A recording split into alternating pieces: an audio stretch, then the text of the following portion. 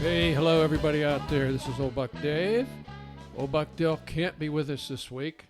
He claims he's on a Caribbean cruise celebrating his birthday. That's what he says. Now, he just texted me, and I've got this geolocator app on my phone, and it said it came from Tripoli. So I don't know what to say about that, but keep your eyes peeled on the news, folks, for more on Old Buck Dale.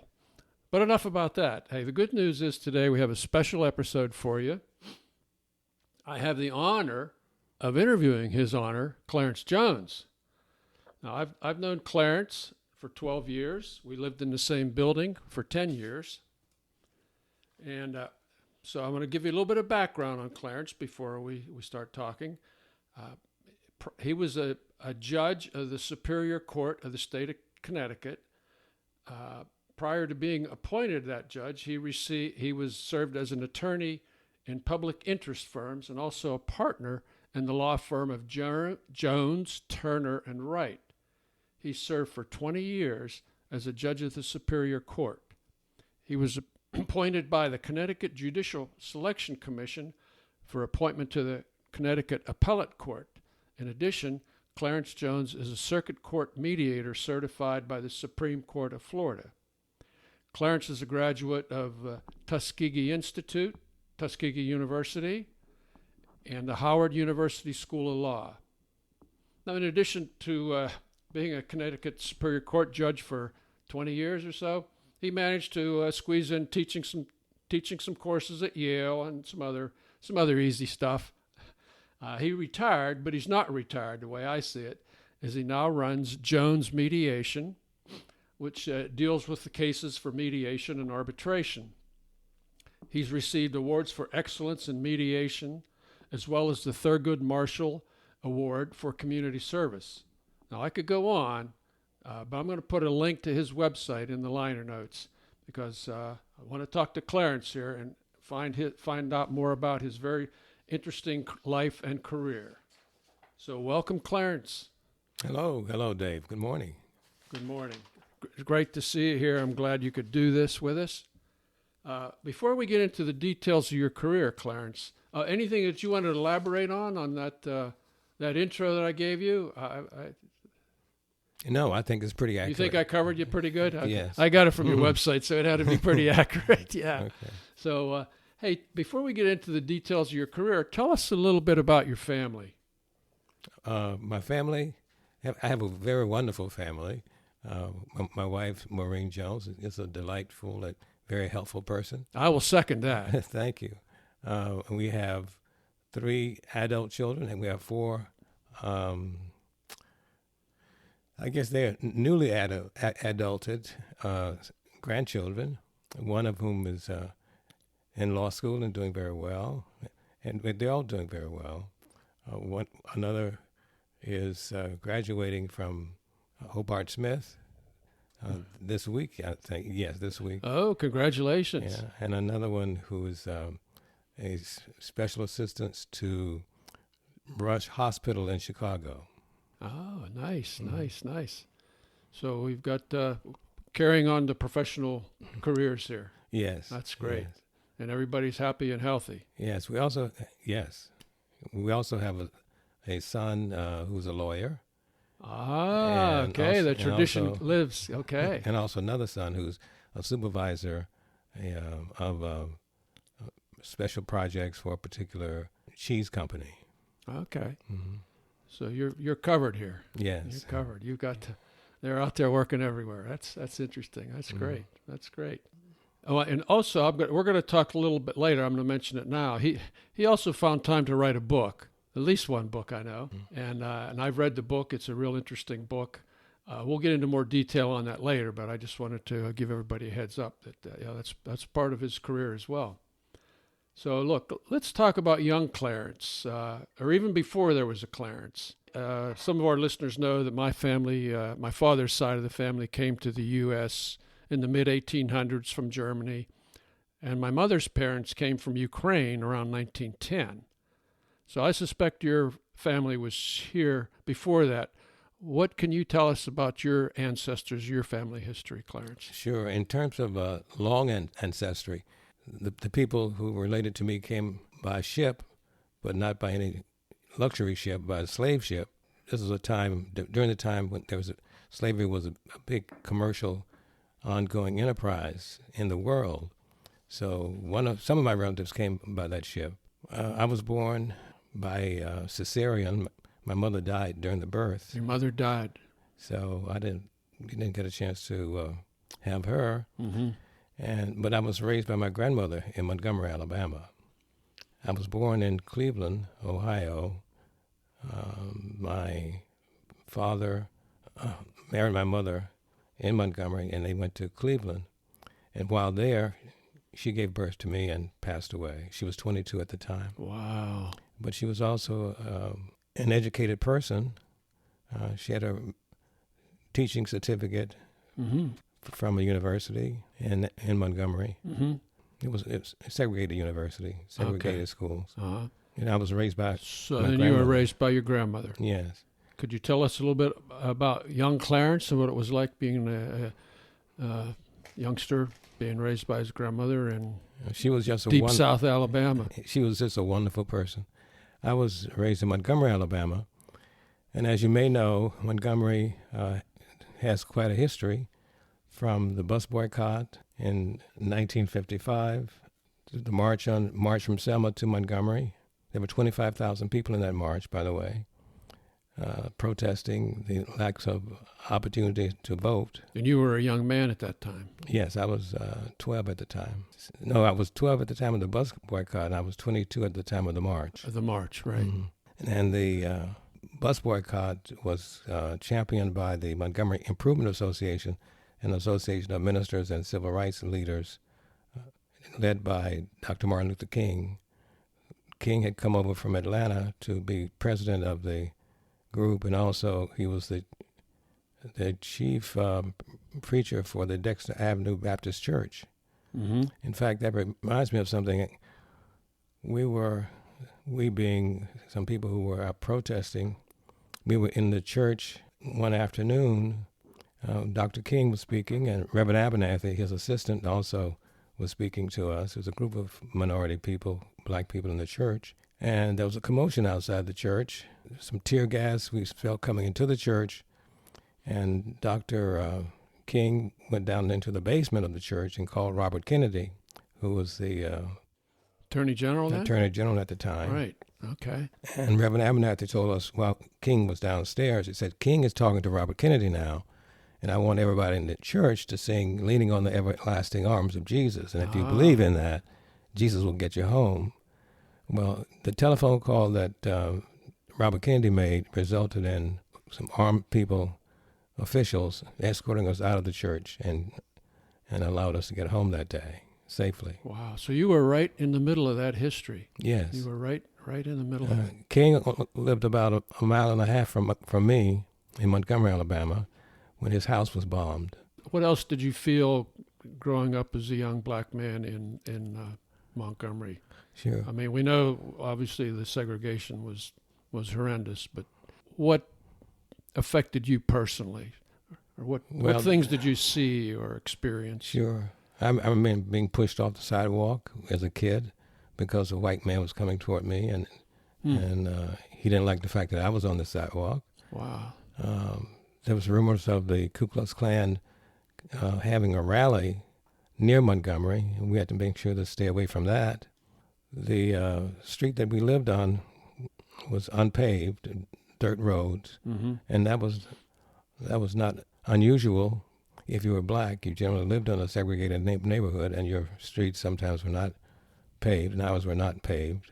When did you decide that you wanted to go into the legal profession? Was this things you experienced as a young man and Yes. working with Dr. King and seeing the injustices there? Well, I didn't work directly with him. I was just in his presence. Well, you were in his presence, yes. right. There was a lot going on. There were the freedom rides, Yes. that resulted in a lot of bloodshed. And also when I decided what I wanted to do with my life, I decided that I needed to get some education and also to try to figure out how the legal system worked. And that's what basically led me to law school, just to figure out how does this system work? How what can we be make done? this work better? Right? Yes. Yeah. Yeah. You did it all right. You've had a distinguished career here. You've seen a lot of cases, and so you became a lawyer first, obviously. Well, I went to Tuskegee Institute undergraduate, Uh-huh. and while there, I also participated with a group of kids who went over to Mississippi to participate in efforts to teach people not to teach people, but to encourage people to vote. Okay. Because at that time, voter registration drives. yes, there was a busload of us kids from Tuskegee Institute who went over to help in the Fannie Lou Hamer effort there to get people to register to vote. And I remember that being on the bus with these folks, and at the end of our tour, it was late at night, and we were supposed to go back to Tuskegee from Mississippi. From Mississippi, yeah. And the bus driver said, well, remember all the colored kids, you have to wait until the white kids get on first, and the white folks get on first, and then you can get the back. And we had to decide what to do. We could either protest in the blackness of this night in the middle of the night, Mississippi, or we can wait our turn to get on the bus. Yeah. So we waited our turn to get on the bus. That kind of stuff was going on. It was still going on. Yeah. So once you got your law degree and you went into legal practice? Yes. What kind of cases did you handle primarily? Okay. Initially, I received a fellowship to work at Legal Services. It was a national fellowship. There were 100 people chosen that year. So you were one out of 100 in the country. Yes. So and I worked at New Haven Legal Assistance Association in New Haven, Connecticut. Mm-hmm. I stayed there working for that organization for 5 years. And then I worked for the Civil Rights Organization, NAACP type organization, for 8 years. And then I left that and I went into solo practice for a year and then started a law firm. And then at some point you said, I'd like to be a judge. Yes. What flipped you? Was that like the next logical step, or you felt you could do more good that way? Or? Well, it was sort of like the logical step. We had, as lawyers, you present your cases and the judges decide them. Basically, the judge is a jury. And I wanted to participate in deciding things rather than always arguing for things. Okay. And that's why I got the bench. Yeah, okay. Now, in Connecticut, you get appointed to the bench, or you have to run for election? I don't know how that works up there. Sure. It's a 3-tiered process. The first tier consists of appearing before a group of a commission called the Judicial Selection Commission, and that commission is comprised of people who are lawyers and business people. Mm-hmm. And if you get a vote from them, based upon their perception of your qualifications, then you move to the next level. At that next level, the governor decides whether or not to suggest your name to the legislature. And I was fortunate to get my name selected for the legislature. Okay. The legislature holds a public hearing on you, and it's televised. And they question your background and qualifications. And then they're the ones, if they approve you, that appoint you to the court. Okay. Mm-hmm. So it's a pretty rigorous process. It is.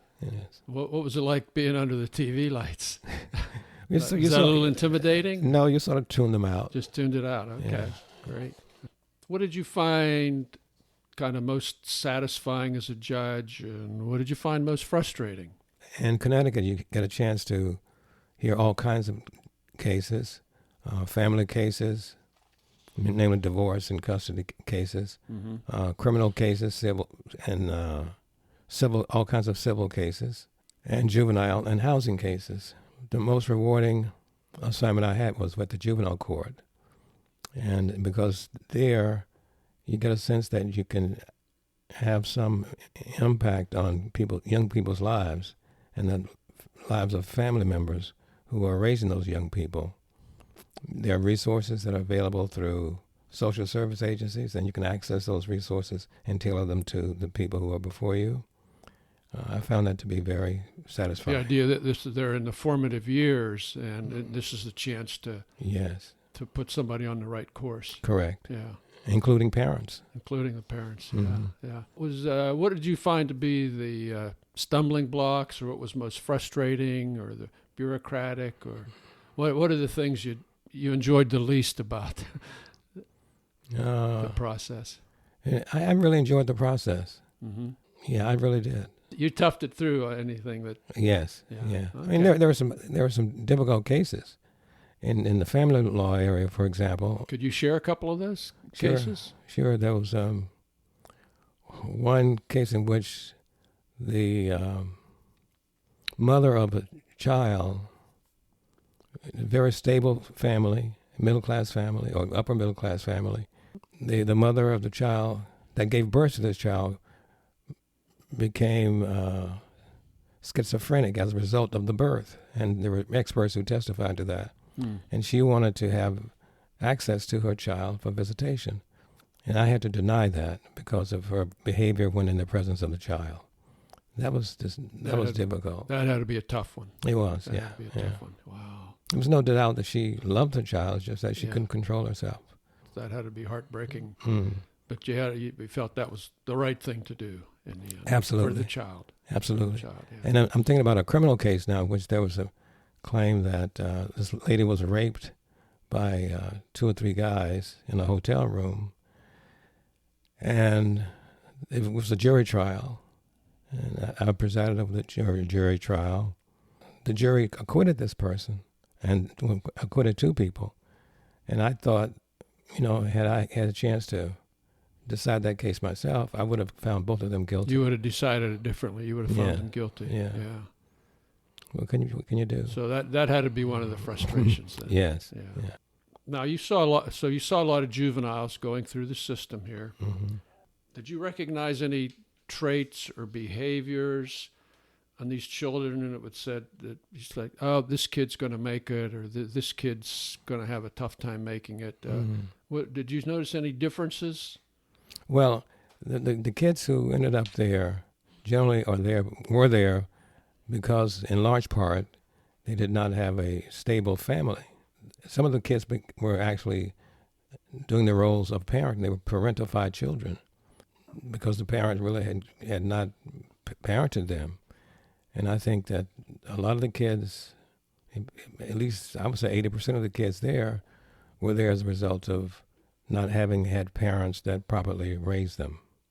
That was a key indicator, Yes. or whether this person was going to make it or not. Right. It was a big factor. Yes. Whether they had 2 parents there Or one. or one even. Yeah. One parent even. Yeah. Okay. Well, I would just like to say that I'm really impressed with the jury system.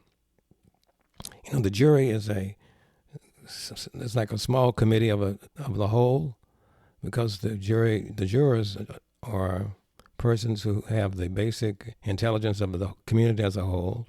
They have the basic values of the community as a whole, and they hear these matters and decide them.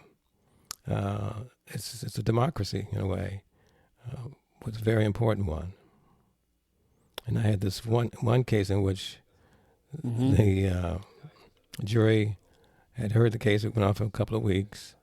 It was a wrongful death case, and the family is accusing the doctor of medical malpractice. So, at the end of the case, I go back into the jury room, and I see diagrammed on the board all of the testimony, basically the summarizing of all the testimony, experts and otherwise, and a diagram of the particular bodies of the organs in the body that were affected by this. The jury determined that he did not die because of medical malpractice. He died because he didn't take his medicine. So that was something. And he was a young man. He was like in his 40s with kids and wife. wow. So it's never clear black and white in these things. There's a lot of factors to, but I guess the point you're trying to make is if you get called for jury duty, we hope do so. your public service. Yeah. So I mentioned earlier that you wrote a book. Tell us a little bit more about the book that you wrote. I think it'd be interesting to hear. It's called Triumph, by Judge Clarance Jones. So if you go to Amazon, if you look up Judge Clarance Jones Triumph, it's the story of two young girls who start out in the juvenile system, and it traces their development through the early years, and also to the point where they become triumphant in their desire to live a healthy life. And I've read Judge Jones's book, and it really shows his intimate knowledge of the legal system, and some of the frustrations that these kids face going up against brick walls in some cases, I guess. Mm-hmm. Mm-hmm. Thank you. And when you're not writing books, you still have a business here, don't you? Tell us about that. Yes. You say it's part-time, but I really think it's full-time. Tell us a little bit more about Jones Mediation. It's a pretty interesting story here. New career. Oh, well, thank you. So it's Jones Mediation and Arbitration, and I do a lot of arbitration cases. I'm associated with the American Arbitration Association, and also with FINRA, Financial Industry Regulatory Authority. And I receive cases and preside over those cases. Well, what's the difference between arbitration and mediation? In arbitration, you're the sole person who makes a decision in the matter after you hear all the evidence and review all the testimony and documents. In mediation, you try to get the parties to agree to the outcome, and you meet with them, sometimes separately, sometimes together, in sessions with both of them present, and you try to set out a framework for the persons themselves resolving their issues. So you try to get a meeting of the minds. Yes. Whereas in arbitration, you make the decision. And, That's correct. And both parties live by the decision. That's correct. Okay. Mm-hmm. And so you have any interesting cases that you can that you've had as in Jones Mediation and Arbitration that you could share with us? No names given, of course. Right. I prefer not to. Okay. Because Okay. It's all confidential. It's all confidential. Okay. Yeah. All right. And that's the other thing. In mediation and arbitration, you're not supposed to discuss the parties or their claims. Okay. Fair enough. We don't want to get in any trouble here. So is the word retirement even in your vocabulary, Clarence? Oh, yes, it is. Somewhere out there? Yes. Somewhere out in the distant future? Yeah, I hope so. Okay.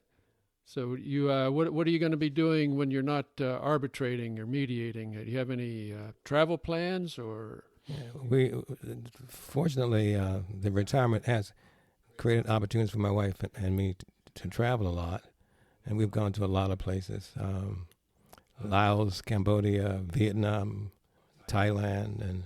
Okay. So do you have any special remembrances or special places amongst those places that you visited? Croatia. Tell us about Croatia. Well, it's a beautiful country, and people are very nice. The buildings are striking, so we really enjoyed that. Well, I can tell you, my son and his wife went to Croatia on their honeymoon, and he would second what you're saying. They thought it was just a spectacular place. Yeah. Yes. Beautiful place. Yeah. Yeah. Any hiccups in your travels? No. Thank God. Always worked. No. Oh man. So far, so good. You're lucky. You're doing way better than I am. I've had some episodes. Any parting words of wisdom that you want to give us? Anything else that you want to get on the record here, as it were, Judge? Yeah. It's just that, we're a wonderful country. We've got great laws to protect its citizens. We should be very respectful of other people's points of view, especially during these difficult times in America. Amen to that. Mm. Okay, those are good parting words from Clarance Jones here. So, thank you very much, Clarence. Really appreciated this opportunity to interview you, and this will give our listeners out there a chance to see what a fascinating and individual you are, and what a great job you've done with your life and your career. So thank you, Clarance. Thank you.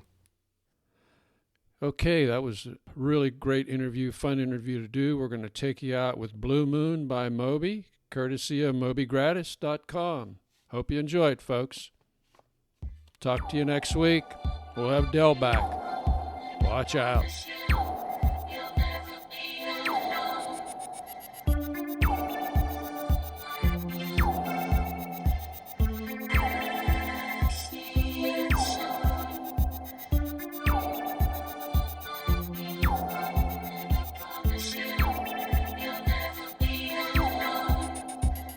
Stop the ends before they seem to take us up to where we've been. We see the leaves are falling now over stones we walked upon. We watch the city fall away, and it's born to rise again. My blue moon will follow suit.